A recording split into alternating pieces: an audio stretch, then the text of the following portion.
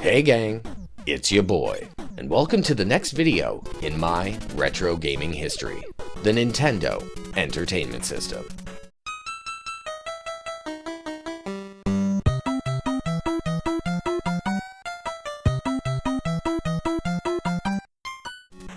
Now I know I talked a lot of smack about the NES in the last video, but despite everything I've said so far about Nintendo, I really do love a lot of their products. And that includes the NES. Actually, my current console is a Nintendo Switch. No soy boy.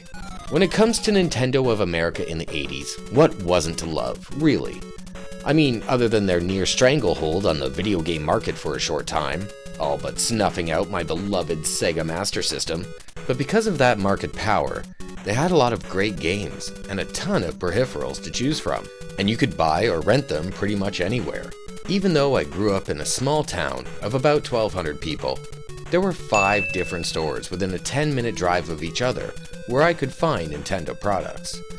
Playing the NES therefore became a necessity if I wanted to experience any new games.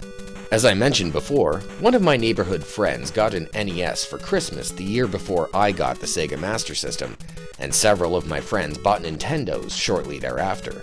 So by the time my parents finally bought an NES, I knew exactly what I did and didn't like about it. For instance, a lot of people prefer the NES control pad and feel like it was the pinnacle of controllers for its time, but I never found that to be the case. And because of that, the first peripheral I bought was the Beeshu Zipper Turbo Control Pad, which was slightly bigger and had enough round to the corners and contour to the edges to make extended gameplay more comfortable. It also came in a few different colors. I kinda wish this one was at my store, with 2 turbo settings per button and optional sticks that peg into the hole in the D-pad, which I never used. The Zipper's turbo settings were very helpful in shooters and RPGs like Final Fantasy, for stocking up on potions before adventuring while simultaneously running out to the corner store to stock up on snacks.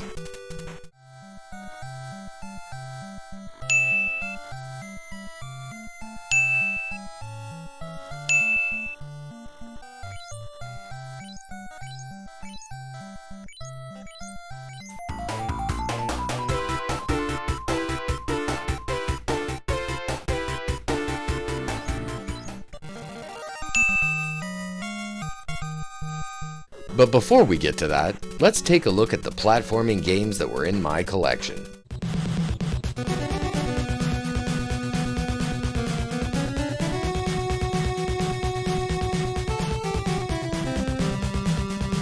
Now, I'm not covering all the platformers I used to play. I don't even think I can honestly remember them all, but it started with Mario Brothers and moved on to games like Ultra's Teenage Mutant Ninja Turtles, LJN's Wolverine, Vic Tokai's Kid Cool, and Sunsoft's Batman.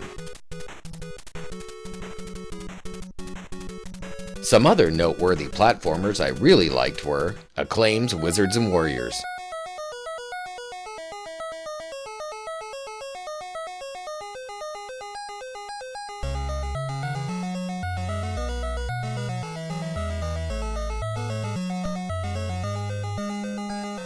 with its constant items and weapons upgrades, replay was a necessity just to get all the stuff you needed for the final battle.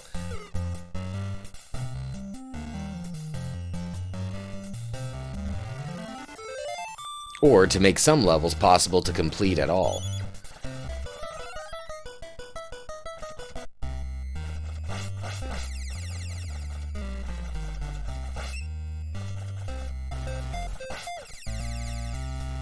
Unlimited Continues helped, naturally.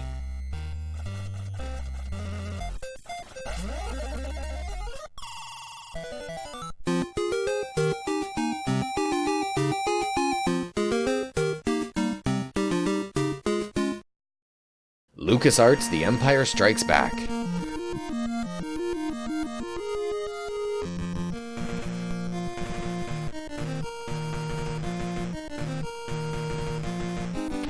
Loved this game based on my favorite movie of the original trilogy, which was fairly faithful to the film.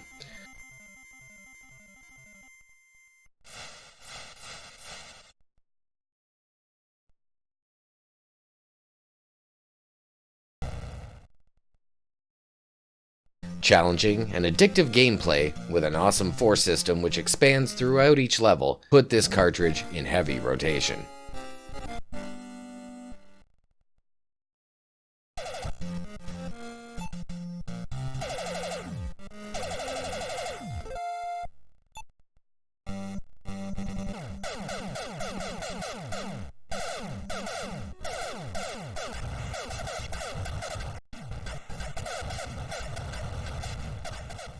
Konami's Castlevania II: Simon's Quest.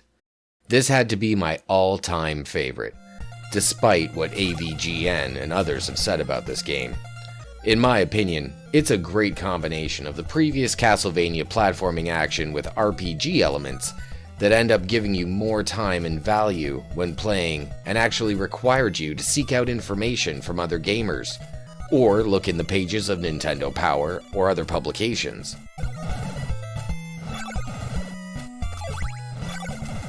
Sometimes, even requiring you to jump on your bike and head down to the library of all places.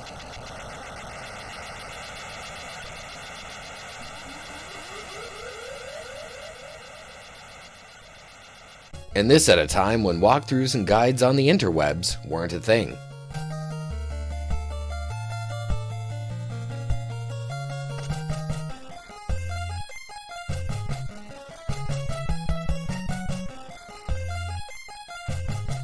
Yes, we are all very spoiled now.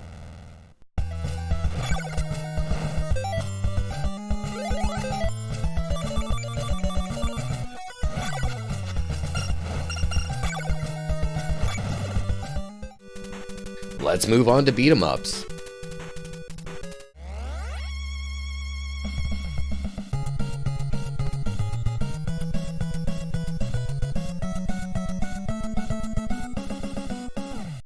I was button mashing to games like Rare's Battletoads, Acclaim's Double Dragon and Double Dragon 2: The Revenge, finishing with Ultra's Teenage Mutant Ninja Turtle sequels, the arcade game, and the Manhattan Project. Of these titles, Battletoads was especially awesome. From the over-the-top fighting animations to that funky pause beat.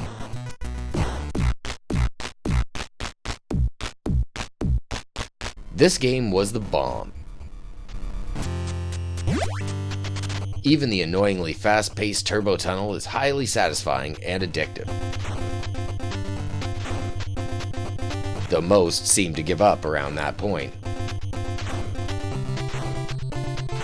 Battletoads was so compelling and so difficult, it was the one game I actually wanted to use with the Game Genie for level selection when playing co-op.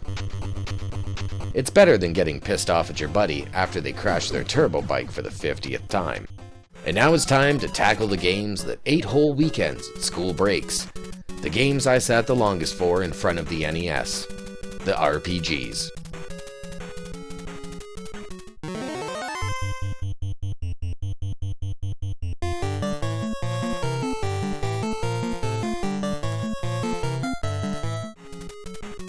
As I mentioned before, my favorite platformers were mostly games that had RPG elements, and that's because fantasy role-playing games are one of my favorite genres. So here are my RPG favorites. Nintendo's Zelda 2: The Adventure of Link.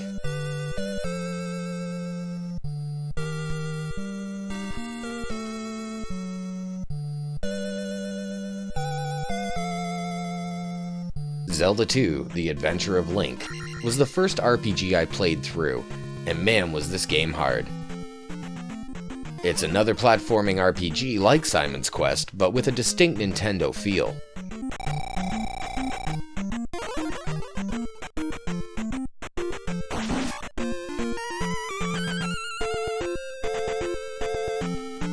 I place this Zelda game more in the RPG category than I do Simon's Quest, but I suppose you could draw many parallels between them. The game's combined collecting of weapons, tools, and spells, along with increased leveling and battle difficulty, had me and my friends calling each other daily to find out who made more progress and how they got there.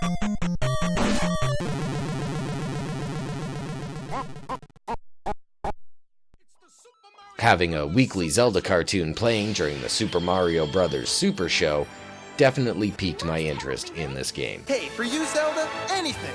Nice job, hero.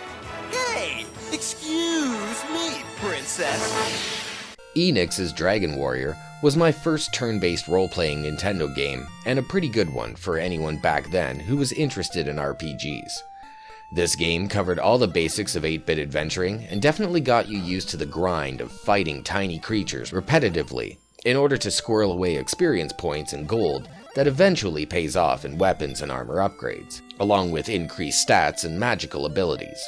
Unfortunately, I never finished it, because about halfway through Dragon Warrior, I discovered an even better RPG: Square's Final Fantasy.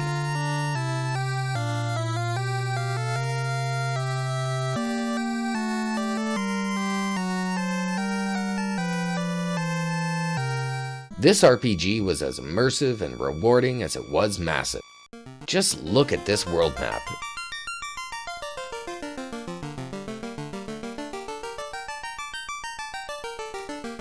So huge that you need vessels by river, sea, and air in order to reach its 27 destinations.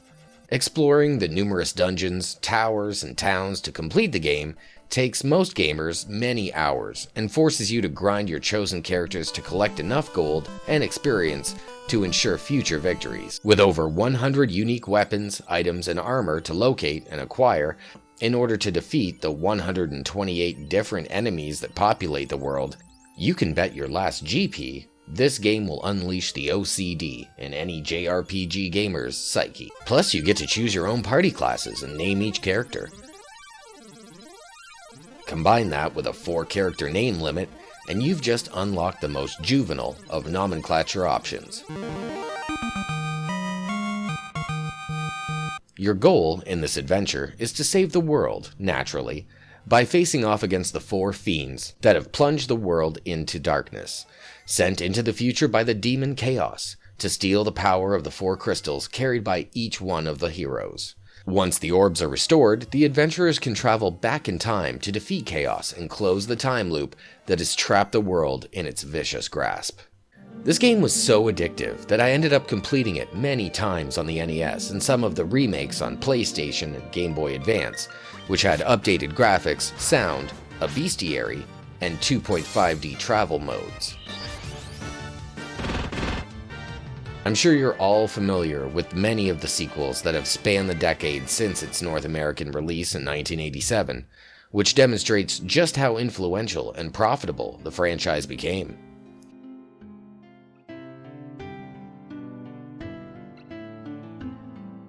Even now, over 30 years later, the highly anticipated remake of Final Fantasy VII is still capturing the minds and wallets of modern gamers. But that's all for my Nintendo review. I hope you enjoyed it. The next leg of my retro gaming history will focus on the handheld consoles I owned throughout my childhood and adult life. But until then, I'll leave you with my favorite elements of the NES as this video closes. Some of the best 8-bit music ever created. As always, I've been your boy, and thanks for watching. Peace out.